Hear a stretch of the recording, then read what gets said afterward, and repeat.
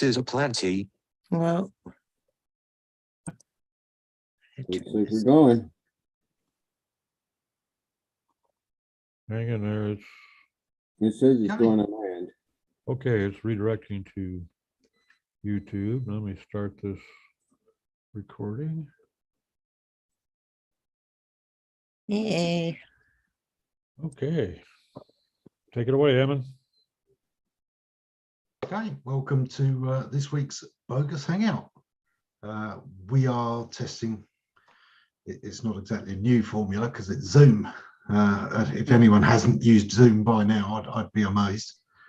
But it gives us 100 possible seats, which would be a mind-boggling conversation to try and manage. We'd certainly have to run that as a kind of webinar and take questions, but it's nice to have options. Joining me this week, it's the usual cast of villains and reprobates, really, but let's have everyone introduce themselves in the order that I see them. Doc. Doc Sheldon of Web Narwhal. I'm one of the reprobates. Most definitely, with occasional villainy. At least according to some of the people over the years, I'm sure. Most of them. Yeah. I'm Ammon Johns, definitely reprobate, occasional villain. I was once introduced to somebody from a non-SEO as he's a real-life supervillain, which I thought was kind of cool. Yeah. Doc. I'm Scott Truslow. I'm an SEO consultant and do all the stuff nobody else wants to do. Terry. Oh, is that me? Yeah. Yeah. Terry Van Horn, live in Toronto, retired SEO and versioning theme developer. Yeah, you don't really retire from SEO. You just No, do but less of it. I don't have clients anymore. That's how I define retired from SEO. No more of the bothersome part of it. No more. In that case, there are thousands of SEOs in India who are retired. Yeah. Just accidentally retired now. Steve. Steve Grinzer, definitely a villain, and sometimes a reprobate. And occasional farmer, blacksmith, jeweler, general man of all talents. Pretty much anything that could put money in my wife's pocket. General and a gentleman farmer. Yes. You don't have a life insurance policy, do you? Fortunately, not that I'm aware of. Good.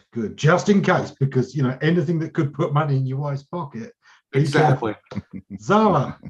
Hi, my name is Zara Altair, and I'm a writer. I write content for the web, and one of my clients is getting a new SEO person tomorrow, and I'm really hoping they aren't going to be talking about LSI keywords, because that's what happened with the last one, and I was just like, oh, this is so untrustworthy. And I am also totally bogus. Excellent. Joining us this week, Simon, a drinking buddy of mine, I'm pleased to say. Hopefully bought plenty of his own booze. Simon, introduce yourself. Indeed, I have. I'm Simon. I've been building websites since about 96. I go under the moniker of technical SEO these days, which is just a modern word for webmaster in general, all-rounder. So, yeah, that's me, and cheers. We are big fans of the term webmaster. You know, that it's gone out of fashion these days, but kind of when we started, you had to be the jack of all trades. You were expected to at least have passing knowledge of all the different parts. You might not specialize in more than one or two, but you were aware of all the different parts. And I think it's a shame that a lot of that has disappeared. I mean, I get it. It's certainly easier when starting off. If we hadn't started off when we did and had the knowledge grow as we were gaining experience, so, you know, it would be a nightmare to land everything that is SEO today. But yeah, keep broadening out, people. Jeff. Hello, hello. Jeff Ferguson, Amplitude Digital. I've never been called a villain, but I've been called a rapscallion. If that qualifies, I think that gets in the yeah. And my first title in back in 1995 was webmaster. So Excellent. My first online title was SysOp. That's how far back I go. yeah. I had a bulletin board back in 91, FidoNet, and calling Boston midnight, so you don't have to pay the long distance charges as high. I remember those. Played around with those in Yeah. college. Well, last week we actually came up with a topic which is very unusual for us, that I said we would kind of address this week, and so we're going to do it. And the topic is onboarding clients. You know, how do you bring clients in? What are the first moves you make for any client? And that's probably going to cover audits as well, because that's a big part of how we start with any client. Doc, how about you? How do you onboard your clients? A couple things that I really stress early on. First of all, I want to get to know the business. You know, give me a little history of who started it and how and when, and what's the goal and what's your target market. I find a lot of times in small businesses, a lot of times they've misidentified their target market. Mhm. You know, everybody. And it would be nice, but no, that's just not the case. And then I want to, you know, obviously you want to do an audit. A lot of times I'll have a chance to do a quick crawl of their site before I even actually talk to them once I find out they're a prospect. So I have some idea, some more questions. A lot of times it's evidence that they haven't had anybody with any real experience build their site or maintain it. It's good to know those things during the first conversation, and it certainly helps me set expectations, because it makes a big difference on whether I can show them a little bang for the buck in 5 or 6 months, or if this is going to be a 2-year process. Yeah. It's very similar for me. You know, I want to know about the business. Yes, I'm going to do the obvious. I'm going to look at the site. I'm going to look at the code. I'm going to get an idea of what's been going on with the site. I'm certainly going to check out the links. I'm going to check out the SERPs that, as far as I can guess, they're after, and get an idea of the competition. But yeah, I need to know about them. I need to know about what their resources are. I need to know about what their processes are. You know, a lot of us deal with slightly larger clients, and they've already got a marketing team, and they've already got a web dev team, and they've already got several other teams. And you need to find out where you're going to fit in that. What the queues are like is one of the really important things, because it's no good you scheduling to be doing, you know, X amount of work per week, and then you find out that it takes them 3 months to get any one change done. And yeah, If ever. don't be piling up a whole list for the same people.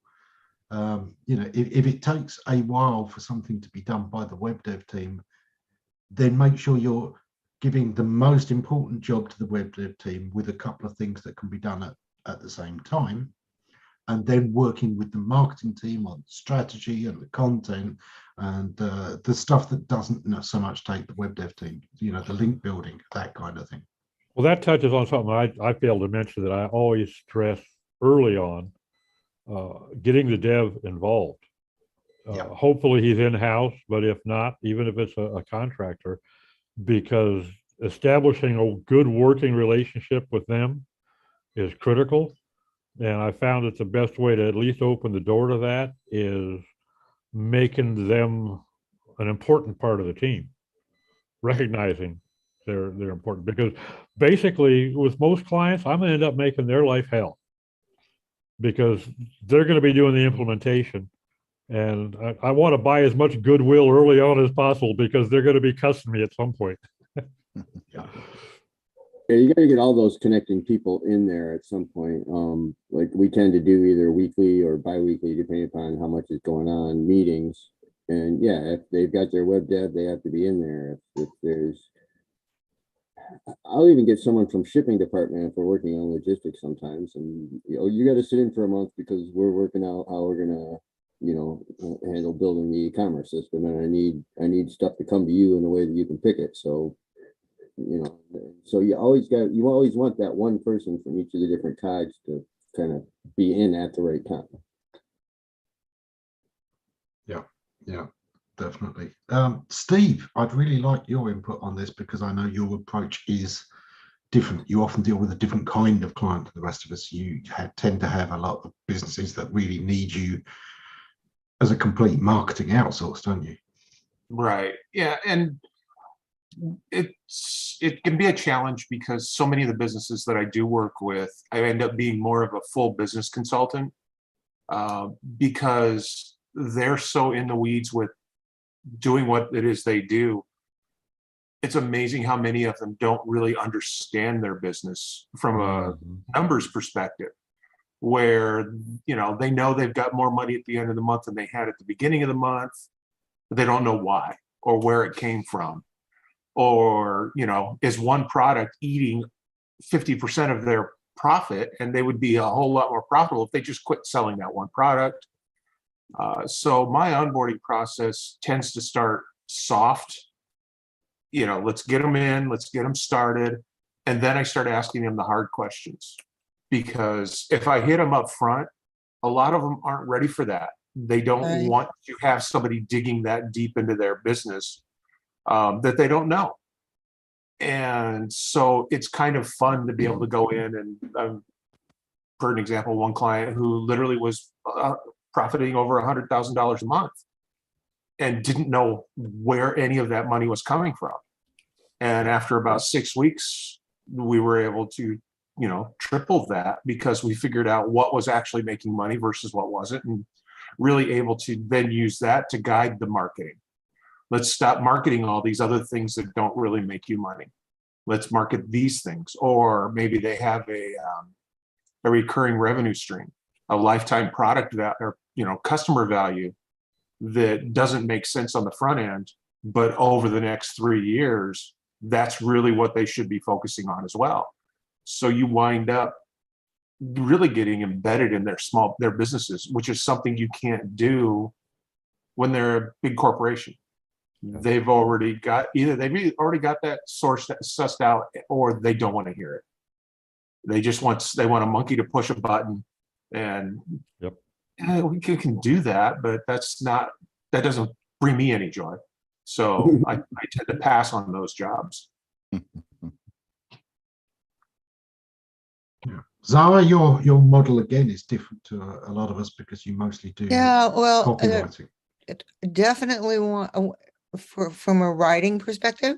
Not only do I want to know what Doc said on all the background of the business, but I want to know a lot about their customers, why their customers come to them, what is it that they feel they solve for the customer, and what kind of feedback they get from their customer as well.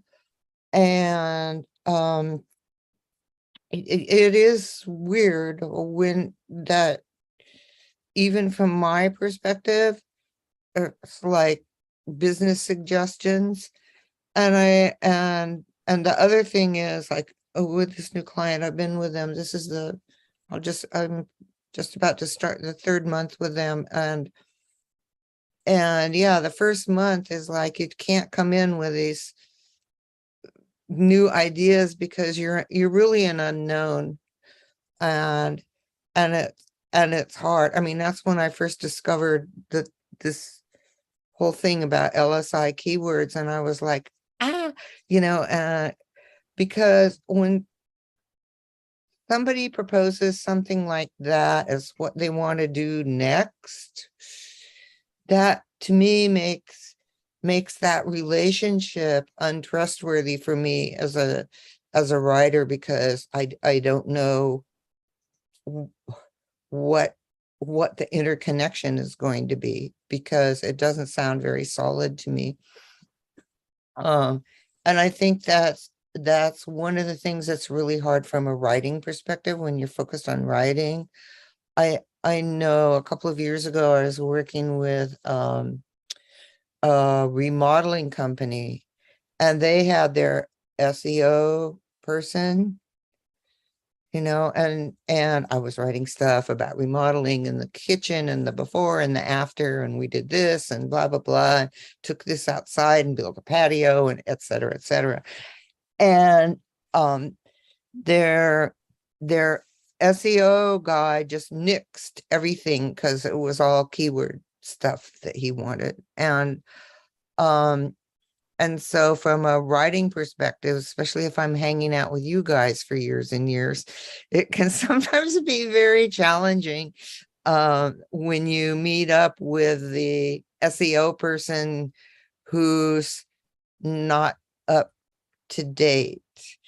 I know Lucas Solasky in London posted something, I don't know, maybe a couple of weeks ago now about, what to ask your SEO person. And I said, Lucas, you need a follow-up, and that is, how do you know that your SEO person is up to date? I think that's a really, I think those are key questions that people who don't know anything about SEO need to be able to ask the people they're interviewing, because otherwise they're going to be given more misinformation, and then that makes it hard for everybody, and it doesn't really help the business that much. Most Okay, off clients don't soapbox. know.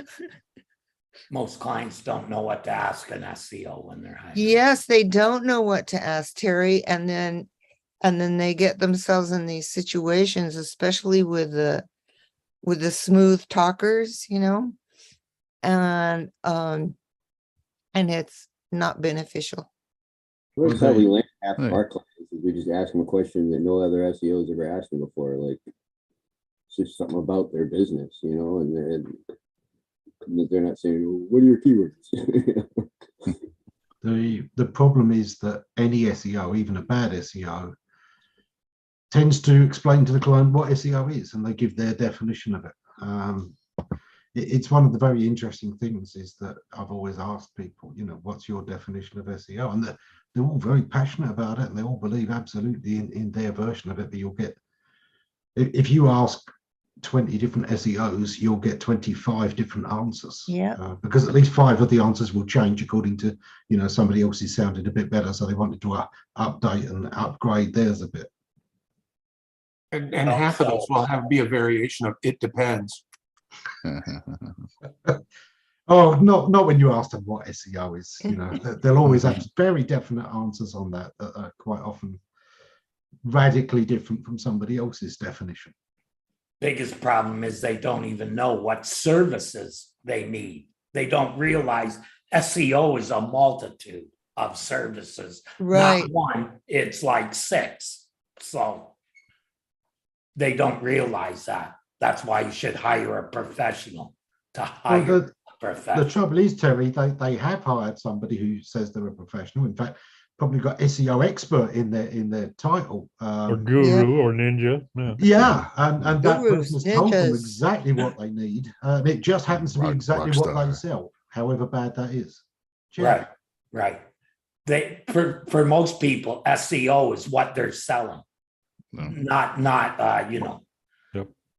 You got a good one when they'll say, I don't know that, but I know someone who does.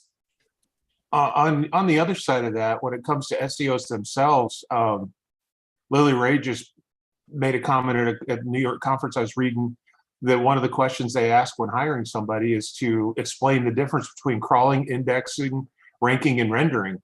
And anybody who can't is automatically shown. Excellent question. Well, that's a good question. I've seen people who are very noted that often say crawling when it should be indexing. Yep. And it's easy to make that mistake because basically, figure this out. How can Google put results directly in get a new page and put it into the results immediately when it takes days to do indexing? Because not every result in the results is indexed. Some of them just have a value put on them and they're ranked. Jeff, So you look every like you're page trying is to jump in there, re-ranked yeah? at some point. Sorry, I was going to say the question I always want to ask is if their SEO is actually just delusional. If they've just completely lost their minds, right? Like it's. I saw it was at this week. Barry posted one of his sum ups for something that Google had said, and it's like once again restating that keywords in the domain or in the URL, but don't have as much impact as they used to, whatever it is, and just the firefight that happened up underneath that, where there's people that just said like, I don't believe him, and I go, well, that's a pretty good sign there. He's wanted to like print that out and post it. He goes, well, this guy said this, and it's basically the creator of the thing said that's not a thing, and he's denying it, so it's maybe a little delusional. Anyway, as far as onboarding for us, I come from more of a media planning background, I guess is the best way to put it. So my degrees were in computer science and in communications, and I got my original training as a media planner and writer and everything. So I kind of go that direction to where it's very similar to what Steve had mentioned as far as really getting to know the audience and understanding what it is. I like to spend a lot of time with getting to know their consumer journey for the product or for the service itself, and really kind of decoding that. If they don't have that, that's usually a really good indicator of like what kind of work I've actually going to do too, because that just means as far as like when we start mapping out their content strategy, we've got to actually like hold their hand a lot more and make sure that they really understand all the different pieces of the puzzle, and that it's not just all things that will immediately cause the sale and whatnot. There's a process, there's a journey there, and all that kind of stuff. And one I hadn't heard so far, and this one that I always like to really ask about is pain points. I'm big on asking about pain points and just things that have really bothered them in the past, things that they that they've noticed that they've never been able to get fixed and things like that, because that's always a good chance, a good way to become a hero in the eyes of your client, is to be able to fix this thing that's never somehow been fixed in the past or really been addressed properly or whatever. You get a very different context to that though if you ever deal with an acupuncturist. They give me one of those charts with the guy doing this. Yeah, exactly. And and then the other one I always like to do is and it's funny, it's almost cruel. It's one of the things where like I like to ask them specifically where they think they deserve to be when it comes to like search results and stuff like that. And it's really a way to kind of break their heart a little bit on the sense that we're like, this is why you some don't deserve echo it. from somebody. I don't know. But we it's basically just to make sure that we can tell them, like it goes, well, this is why you don't deserve to be there, and this is why you don't do whatever it is, and we at the very least we can decode that piece of it and tell them why it's not there. But that's usually part of the process. But yeah, otherwise it sounds very, very familiar. Yeah, Doctor, I sound, everybody else sounds fine, so I'm not sure where it's coming from. I just realized what happened. For some reason, my YouTube tab turned on and started playing. I thought it was somebody's mic picking up their speaker. Sorry about that. It was yours, Doc. He outed himself. You're literally that caller. You're literally that caller that calls in and forgets to turn off their own radio. That's exactly what happened. I think the way I phrase it, Jeff, because I'm not so technical, is I ask them what their burning issue is right now. Mm-hmm. And then if there's some kind of response, then I may go back and ask them what other things they've experienced in the past. But I always want to know what's topmost on their mind, because oftentimes that's not what the real issue is, but it's their perceived issue. Yeah. I'll tell you, I think that the perception part of it is a great way to put that too. Because I mean, in general, when it comes to search engine, there's a lot of perceptions from clients usually, and it's usually the perception of like where they want to be. Like it's necessarily the keywords that they think they should be, or where they should live, or whatever it is. And it's like, well, we have to be number one here, or things like that. And you kind of go, Well, yeah, nobody looks up that term. That's a very technical term for you that nobody looks up. And, you know, it's like trying to tell the dentist that nobody looks up all the specific names for teeth. You know, it's like, no, they look for tooth pain, man. They just, they like, do I have a cavity? That's what they're looking for. Like,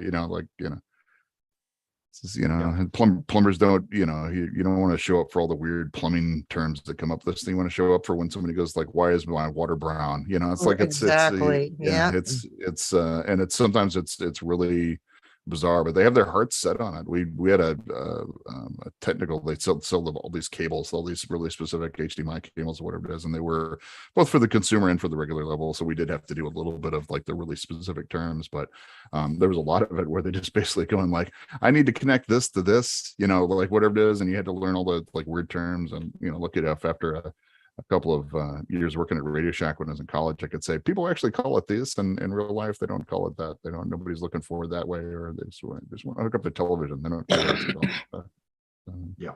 Yeah, I worked with several years ago now that building a proposal for a dental surgeon, and he was dead set on using all these medical terms, as it were, for what he wanted on his website. There were so many issues I can't even count them, but that was one of them. And that he didn't understand why patients weren't responding, and he didn't realize that his medical terminology, people don't search for those medical terms. They search for, how they want their teeth to look, Absolutely. You want a pretty smile. I mean, really, but it's a totally different mindset from what people are searching for what the professional is presenting, right? Is there, as a copywriter for a lot of the work you do you get into intent a lot with the concept of search intent, or what's actually written, or the option? Yeah, do you? That's always, I know, as when we write the content strategy, we pay a lot of attention to that, and that's another way to break your client's heart too, with the idea of like just telling them like, hey, I really want to show up here. It goes, well, that's a local pack. You're not going to do that outside of your regular local listing, or this is, I want to show up here. It goes, well, that's 50 people all doing the the top 10 best products in this category kind of stuff. You're not going to get that one. That's not for you. So it's like let your PR people do that one, but it's right. Well, the thing is, and just in my most recent experience is professional mentoring service, career mentoring, and the SEO project at the time when I arrived on board was to present each of the Myers-Briggs 16 personality types. Okay, that's cool. And so who are the people who are going to be coming to your website? This is a new website. So who are the people who are going to be coming? They're not going to be coming for mentoring services. They're going to be coming to find out about, am I an ENTJ or not? And so you're getting, doesn't matter how many people are coming to your website, they're the wrong people. And so we have now we're shifting, everything is about mentoring. But so that was a way that the SEO and the keywords and was, hey, we're getting X number of visitors to our website, but they're and it's not bringing you business. What is Ammon always says, return on investment. That's what you want first, and so that's not doing it. It's not doing it. Yeah, my problem is to phrase things politely. When I Jeff don't know asked, if anybody identifies that with that. That takes an awful lot of fun out of it, though, Sarah. What? It takes an awful lot of fun out of it. I just It know that does. Doc. neither keywords nor rankings will pay your bills. Only When- conversions will pay your bills. Only conversions will pay your bills. That is correct. When Jeff asked if you took intent into account, I was going to say she's a murder mystery writer. Not only did she take intent, she has means, motive, and opportunity as well. Yeah. Yeah, and intent is a big part of it. But when it comes to conversions are king. There was a time back in the forum days when Stock and I were at Creator Site where it was really, really popular for people to say content is king. And it never was. It never was. If you're just looking at writing, context is king. But on the business level, conversion is king. You've really got to focus on that. There's a lot of the average conversion rate out there is around about 2%. I want to come back to that, Ammon, but I want to make sure Simon gets a chance to answer the question. And I've always said, well, if you only convert in 2%, what are the other 98% thinking? How big a percentage of those not only didn't convert, but actively went away disappointed and are now telling everyone, oh, I've been to that site, it was rubbish. Because I guarantee you it's at least 4%, at least. So you're building negative at twice the speed that you're building positive. And you're paying to do that. You're paying an SEO's time, you're paying your pay-per-click, focus on conversions. If you're not getting at least a sort of 5% rate, be really, really careful and try and find out exactly what the people who don't convert, why they're not converting, and what impression they're taking away. Because it won't matter that they arrive with unrealistic expectations. 6 months' time, they won't remember what search it was that brought them there. They'll just remember that they've been to your brand before and it wasn't any good. Yeah. We haven't heard from Simon yet. This is true. So I work with my wife, just the two of us, and we've got a handful of clients, not many. So our first part of onboarding is to make sure that we're going to like the client. We really only take clients on who we know we're going to get on with. We've got rid of lots who we're like, no, I'm not ever going to work with you, but we say it politely. We also look at our bank balance. That makes a difference. Yes, I have to work with you. That's healthy at the moment, so that's not really a problem. But yeah, so then when we start to onboard them, we like Steve said and others, it's really a case of getting to know the business and understanding them, because I do the SEO. She does a lot of writing, like Zara. I'm looking over there. She's not there. She's downstairs somewhere. And it works very well between the two of us. She's very creative as well. So we're full service. I've been building doing a brochure for somebody today, an actual paper brochure, going off for print. I still do that for some clients and stuff. So it's a whole range. So understanding their full environment of what their marketing episodes are and what's going on around the place, so that we can start to coordinate it all together, is quite vital. So one of the first things we do on onboarding is draw up a drive plan. So what events during the year we need to look out for, what's coming up, etc. And then obviously I ask for access to Google Search Console, and they say they don't know what it is, and then I go off get on that little route and start setting up analytics and stuff for them. But yeah, but it's pretty much the same as everyone else has been saying. Yeah, SEO should tell clients that they're being interviewed, not the other way around. There you go. Mhm. I, as an aside, I had a prospect come to me about 6-8 weeks ago. They've been in business doing $125,000 to $170,000 a month on a small e-com, in business for 7 years, and had already fired the 3 previous SEOs they'd had since the first one built the site for them. And they didn't have Google Analytics or Google Search Console installed on their site. And he says, I'll send you their audits. You can take a look. I don't need to see their audits. I can tell you right now, you did the right thing by firing them. Whether you use the right reason or not, I don't know, but the end was good. They didn't know that there was such a thing. That 3 SEOs had never told them that there was such a thing as actually gathering relevant data about the, good Oh, Lord. wow. I'm guessing that most of us ask to see the analytics when we first onboard a client anyway. We ask if they've got it. We want absolutely. to know what the figures are. Even if they can't give us access, can they give us a report? Sorry. I've had a few clients where they didn't have analytics or anything installed. Well, actually, they never became clients. But before, like while we're talking to them, and just let me log into your site and install that right now for you. So it's tracking starting today. Whether you hire us or not, let me just do it.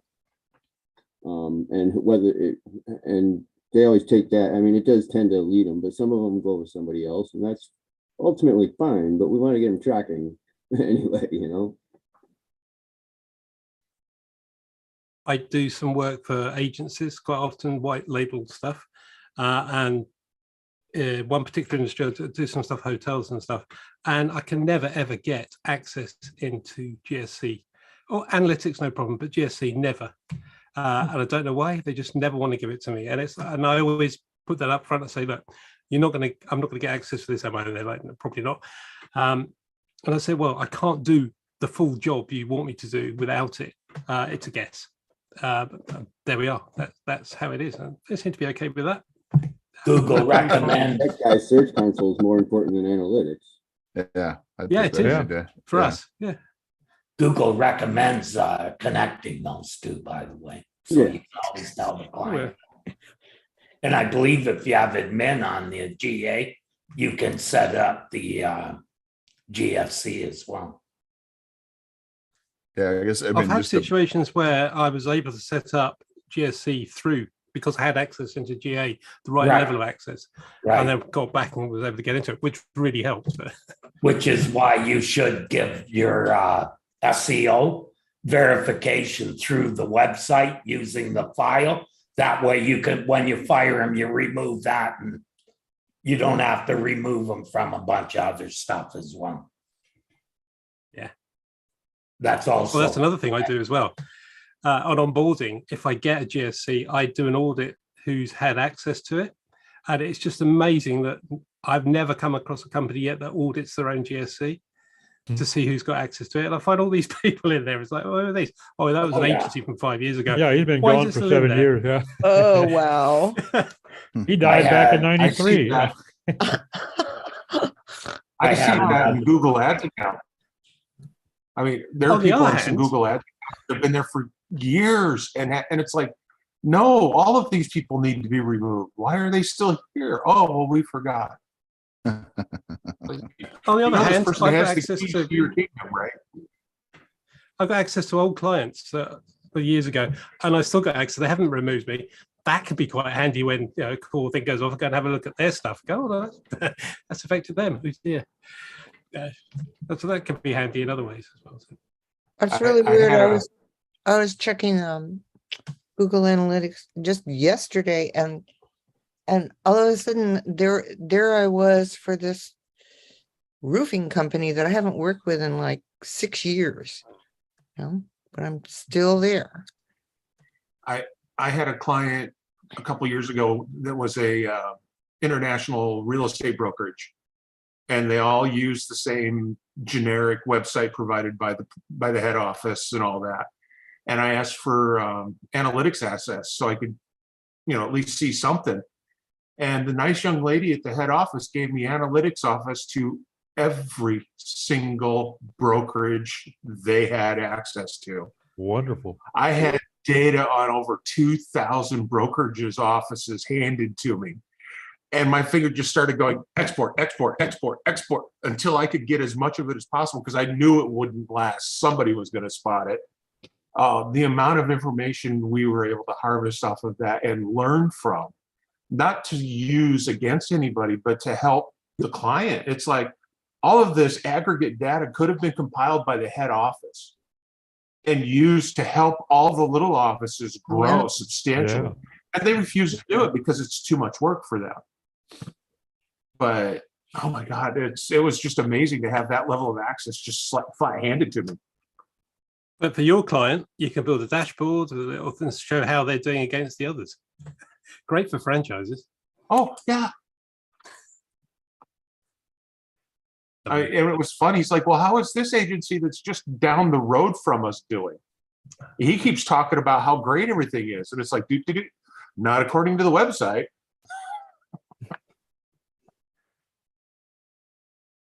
It's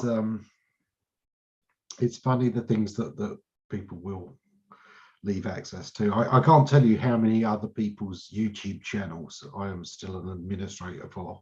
Even shows that stopped running, years ago, but I've still got access to all the videos back in. Jeff, you were talking earlier about Lily Ray's post about who she hired. Yeah. I think that's a good thing to move on to next. When you're interviewing another SEO, guys, whether it's to hire them or whether it's just to assess whether they know their stuff, what are some of the questions that you ask? I'll throw one in that I used recently, and I actually give them an easy question because the answer's in the question. I ask them, why do you need both language models and a knowledge graph for semantic SEO? That's pretty I deep. can't explain that one. Then That's very deep. I'm going to look that up. Yeah, I was just saying. I don't know if I'd pass that test, man. Yeah. That's to know if somebody's really knows their stuff, and it's because language models will tell you, it'll allow you to kind of know all of the different things it could be, but the knowledge graph is what lets you then look up which one of these is the most likely version. Mm-hmm. You need that knowledge. Yeah. I mean, I wonder, so this is always my thing. I've been thinking about that, especially since the thing that Danny posted that Lily Ray said, and I think her question is a good decider question. And my wondering is kind of like, if I could just get them to, see if they could put those 4 in the right order, or, like to see if that would actually to do it in the post. It's like we may have a usurper coming into the chat here. No.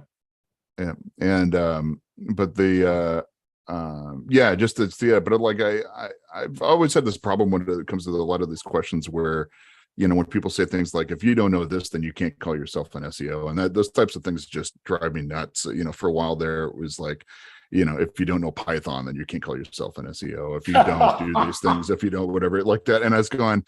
And every time this come up, and suddenly I'm going, man, I've been doing it for 25 years. Suddenly I'm back to not being an SEO again, and and it's just because I didn't go that direction, or I do this, or I'm the boss now. I don't bother to do this. I have people that do that shit for me. So it's I think these days a lot of the questions I tend to ask people when I'm getting on board is the more philosophical questions, or sometimes it's really to see. Like, if to Zara's point earlier about the idea of like, if they're up to date, if it's one of the things where some of their more basic understandings of how certain things work is like, do you still believe this is a thing? Is it something where you it's like sometimes I'll throw them out after so do you actually think domain authority is a real thing, or do so it's there's certain ways to really just kind of like cull that herd down right out of the gate. Then again, it's like I always remember some of the questions that were asked me when I was interviewing for stuff. I interviewed at Disney one time and years ago to be their SEO person, whatever it is. And I remember they asked me, whoever was interviewing who wasn't like an SEO and there wasn't whatever, but they go, hey, what are your favorite tricks in SEO? And I remember my answer was like, well, there's really no tricks. There's just work, like you have to put the work in to get this done. You have to develop content, you have to, things. And I kind of explained my whole philosophy of whatever it is, and then just didn't get the job. And I was kind of like, I go, clearly it was the wrong answer. Clearly I needed to come up with something that goes, well, it's all about magic, and just to get further down the road with Disney. But then again, I don't know if I really want to work for Disney, but yeah, it's I've never been one for the I guess the hardcore tricks on as far as questions go, but there are things obviously, just to kind of cull the herd to make sure that they're just not full of it from the get-go, and then we can go from there. But I like to find out which they specialize in too. Like anybody who tells you they're good at all three is probably full of crap. I mean, you can have some basic working knowledge in all three, but anybody that says that they're really good at all three of the major branches, I don't think it's possible nowadays. Not anymore. No. Just starting out. And even the people who've been around forever, I suck at link outreach because I've never really had to do it. So I'm absolutely terrible at content creation. yeah, I hate writing content. I don't have the time for it, or the mental bandwidth to sit for the amount of time it takes to do a well-researched article. I mean, I've been working on an article for 2 months now, and it's no closer to being done than it was a week after I started. Even SEOs who can answer all the questions, it's about implementation. If you don't know how to implement things, then you have useless information that you can't really use. yeah. Yeah, and that's always one of the big things. Going back to the interviewing clients and onboarding them, find out what their level of ability to use stuff is, because there's no point giving them a whole load of brilliant advice that simply will never get used. Focus on the stuff that can actually get done, because you're focusing on the ROI, what will actually deliver them more business, not what they should be doing if they go through 6 months of internal business changes. What will work for them today? What will work for them next week? What will work for them the week after? I do it like I did with chefs. I used to just have a board set up with a knife with vegetables there and say, okay, cut me a mirepoix. And that was all I would say. 10 minutes later, I'd come back and look at it. The minute a person picked up a knife, I knew whether I was going to hire them or not. That I believe that's the best way to do things. That, like I said, you can know all the answers and not have a clue how to implement things in the right order, etc. Yeah, I don't know too, because I can tell you how to do it if you don't know, but if you think you know and it's wrong, that's a lot harder. Yeah. To be fair, if I was interviewing an SEO and they picked up a knife, I'd give them the job. But if he picks up a gun, all right. Sky's the limit, right? I know times are tough, but let's not get weird. Yeah. On my first catering job, Terry, I showed up for this caterer, and he said, he takes me to this table. He sits down a 20-pound sack of lemons, hands me the little tool and says, okay, zest these lemons. And that was it. That was my first just zesting uncountable lemons. But hey, that this it is how you learn, is the doing. I think about it every time I zest a lemon. Anytime, it's like been 30 years or something. I had watched a documentary on one of the world's greatest sushi chefs, and one of the guys that works for him has been making rice for 10 years. That's all he does is make rice. Yep. And he still feels like he's not good enough. It's a completely different mindset. My wife will throw rice in water and yell good enough and move on. Rice. Rice. You say that, but I'm always amazed at how I'll buy rice from the supermarket and it still has the wrong instructions on it. They say to throw it in some boiling water and drain it off afterwards, and nothing about rinsing the rice. Nothing. Never rinse it. Oh. Yeah, you know, no. Yeah, I'm telling you right now, Chinese people would kill you for writing that. Never mind actually doing it. I noticed I do Blue Apron, and I noticed just recently they started adding to the instructions to rinse it first. Like it was on there, and I would do it anyway because I've been cooking longer than that. But I just thought that was funny that like they finally had to write that in there. I was going, all right, well, I guess they got complaints, but yeah. I'm good at making ramen. If that But counts. it kind of illustrates a point, doesn't it? That if something as simple as, you know, the rice manufacturing industry that's been supplying rice to people for decades upon decades upon decades is still lagging behind in something that pretty much everyone has known for 20, 30 years, we can expect people to be a little bit out of date on SEO as well. Yeah. Very I'll true. give them a little bit. I'll give them a little room on that one. That's, I mean, to Stock's point earlier, where he was talking about like asking where they specialize. I mean, I always feel like these interviews, as it is, can go. You know, you end up sounding like when you know, Uncle Baru was advertising. Not advertising, was interviewing C-3PO in the first Star Wars movie, you know, where he's asking him like if he's a protocol droid, and he comes back and he's going like, oh yeah, I know all these languages and stuff like that. And he comes back and says, I have no need for that. You know, like after this whole thing, and that's what a lot of these interviews sound like, is like they just go through their whole pitch of stuff and go, yeah, I don't need that. I actually need somebody that knows the technical stuff, because I can't do that anymore. I don't have the time. I don't have the, you know, to actually keep up to date with myself and stuff like that.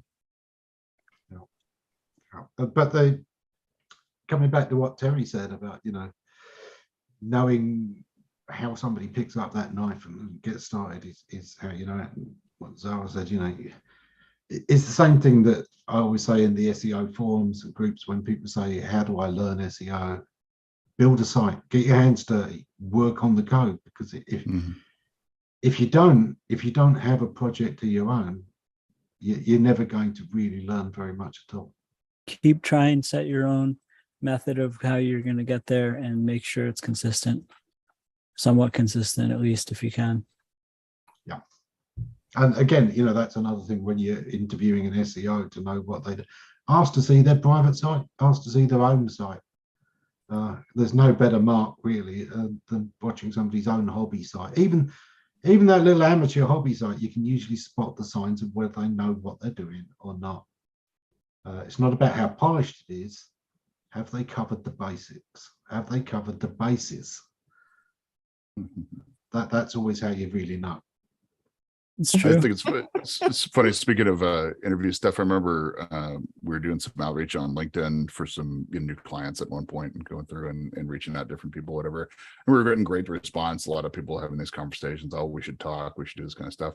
And I remember one guy came back, and it was like the one like hard no that was in the batch, whatever it is, where he came back and said, "Oh, you know, I never hire any company that has you know, these scores." And from something deep inside a lighthouse, you know, like he had actually like gone to the trouble of like going back and looking at our current site and doing this, whatever it is. And he goes, I never, you know, unless you're above here, we're just not going to talk, whatever it is. And I was kind of going, that's just weird. I think it's just too much. It's like, give me 2 weeks, it'll be fixed. Yeah, exactly. Yeah. But he also, like, you could just get in an argument with the guy too. It's just like, yeah, that's an interesting way to approach that. I mean, I don't think Google cares about that kind of stuff, but hey, you know, if it's that important to you, it's fine. I mean, we get into that at the record store every now and then. We will have, like, you know, there's different layers of people that are record collectors. Some of them just come in because they want to hear it.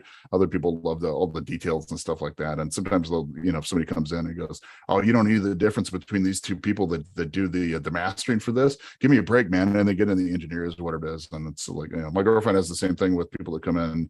She's a photographer, and it's like, you always tell the people, like, do they want to talk about how they take pictures and the pictures and the results or whatever it is, or do they want to talk about their equipment?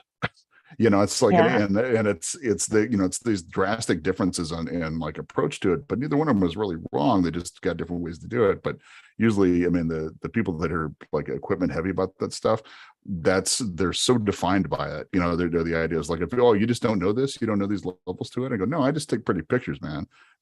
And people like my work. You know, it's like, I don't necessarily need to know how this thing actually works. And I think, you know, SEO can be a little bit like that. I think you obviously have to know, you know, a lot more of how these pictures are made in this business to it. But I think there's also, on the technical side, there's some really deep dives on some of the stuff where it gets more into the idea of like, yeah, are we really talking about a technical SEO issue, or are we talking about a technical issue that's also causing SEO problems? And it's a giant rabbit hole of stuff that in reality, like, well, you should have fixed that anyway. That like your SEOs just happens to be the one that tell you this is wrong, but that like somebody else should have screamed that that's a problem for years ago. It's yeah.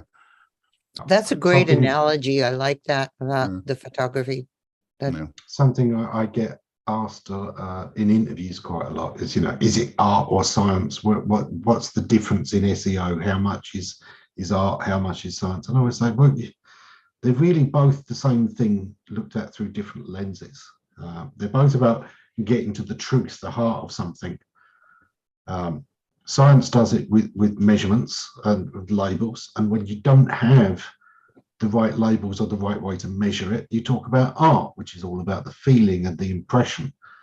But they're both trying to get to the same point. And I say, if you do drone photography, is that art or science? You're having to use science to work the drone. The capabilities, the technicalities of that drone are going to define a lot of the art that you can come up with. But a great artist will still find the best way to use the equipment he's got. But a great artist will know the right kind of equipment, what he wants to have. He knows what he wants this equipment to be able to do. So they interplay. They work together. There's no hard line. They should merge. There's a big grey area in the middle where it is melded. We are coming towards the top of the hour, so I think it's about time to start winding us down. Thomas, since you jumped in last, do a quick intro before you say what you're up to in the coming week. Tom Zickel, founder of Blueprint Marketing, and I'm on the board of some financial companies. But I just wanted to say hi and to everyone here. I was really long time no see, and it's great to see you all. I'm in the coming weeks. I have some meetings with clients on the financial side, and I have a lot of content briefs due for some SEO stuff. So I'm not the best writer in the world. So I like content briefs a lot. Cool. Steve's jumped position, but he's over the bottom end of my list now. So, Steve, what are you up to in the coming week?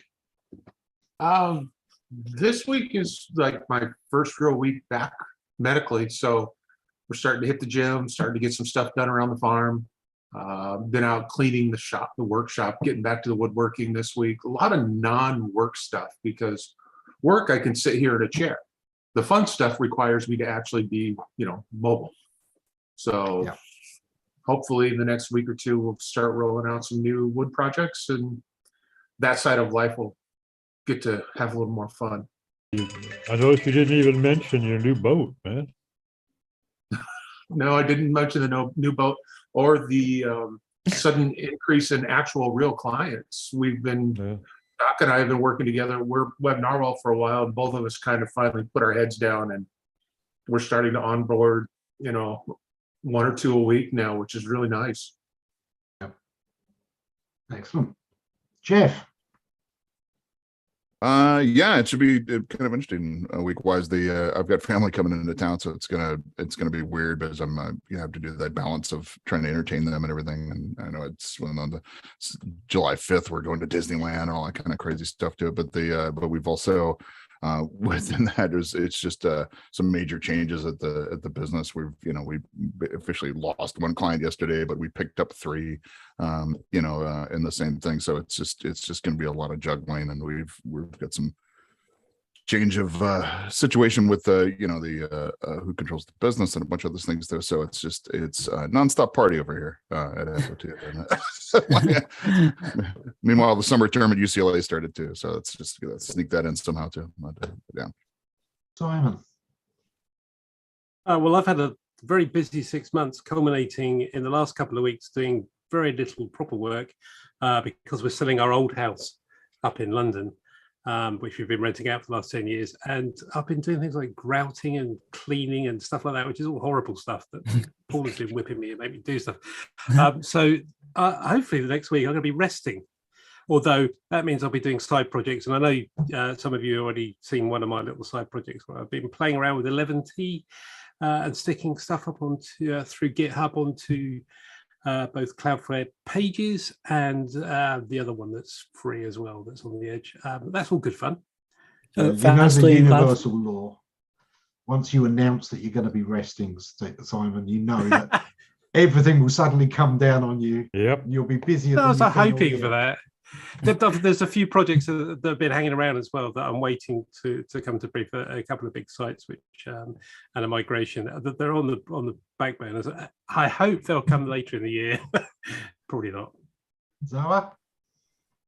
Hi, on coming week, I am doing more writing on the right topic for my client, which I'm looking forward to doing. And also I have, speaking of those mysteries, I have an Italian publisher possibly interested in translating into Italian, which has always been my dream because they're set in 6th century Italy. And so this weekend I am writing what all novelists don't like, writing the synopsis to send to them, writing in English, thank goodness, to send to them for an indication of interest. So that's kind of exciting. Excellent. Terry? This week I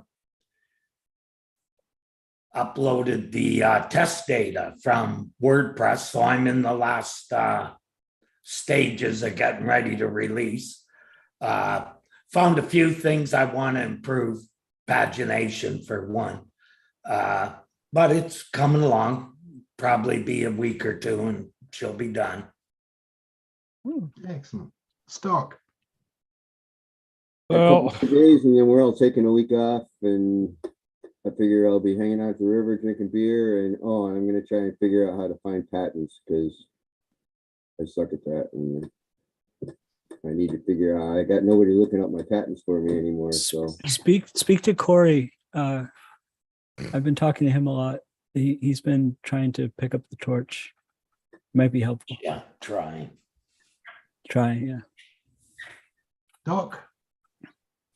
well, like Steve said, we've been seeing a lot of ramping up going on at Web Narwhal. So a lot of my work this week, I've got some client work I'm continuing on, but I also need to get us some sort of an organization template where the three of us can see what everybody's on, what the basically like project manager Basecamp. program, and so that we can all look at any moment in time and see what's coming up, what's due, what's overdue. we use teamwork and it works pretty well. I'm not sure what the cost is on it, but it's got all the whistles and bells, and it's not a crazy amount of money. You can upload. You know, I was researching some just a couple of days ago, and like this, I found this blog post that listed like 50 of them, and they range in cost from like $7 a month per seat to, I think, what was Steve, wasn't something like $1,700 a month for one, up to 10 seats. And I'm thinking, you know, that's a pretty broad range. Okay. Well, I think we're going to go down towards the lower end of that, you know. So we got to find some way to get organized because it is starting to scale, and it's going to become a real issue if we don't get organized. Take a look at Basecamp or Asana. Just my two cents. I've used both. I'm not wild about either one. I've And used it's free ClickUp for too. 5 users and like $10 a month. I can't see exactly what it grows with, but Well, we are well past time, so that's it for this week. We will see you next week for the Bogus Hangout. Thanks to everyone for joining. Thanks for you